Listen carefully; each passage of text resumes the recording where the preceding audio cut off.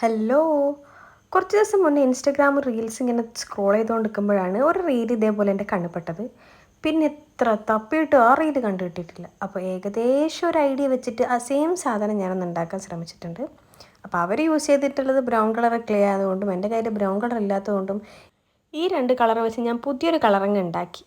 പിന്നെ yellow colour അടിച്ചത് കുറച്ച് ബാക്കി വന്ന ഷെല്ലും കൊണ്ട് നമ്മൾ ലീഫ് ഉണ്ടാക്കി. പിന്നീട് അതിന് ഗ്രീൻ കളർ പെയിൻറ് അടിച്ച് കൊടുത്താൽ മതില്ലേ, എന്തിനാ വെറുതെ വേസ്റ്റ് ചെയ്യുന്നത്.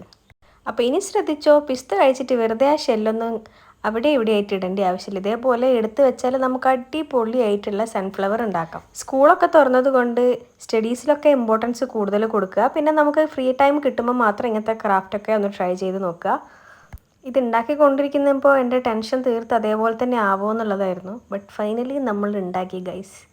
അടിപൊളിയായിട്ടുള്ള സൺഫ്ലവർ നമ്മൾ ഉണ്ടാക്കി. അപ്പോൾ എപ്പോഴും പറയുന്നത് പോലെ ഈ വീഡിയോ നിങ്ങൾക്ക് ഇഷ്ടമായിട്ടുണ്ടെങ്കിൽ ലൈക്ക് ചെയ്യാനും സബ്സ്ക്രൈബ് ചെയ്യാനും മറക്കരുത്. പിന്നെ നിങ്ങളുടെ അഭിപ്രായം കമൻസ് ആയിട്ട് അറിയിക്കുക.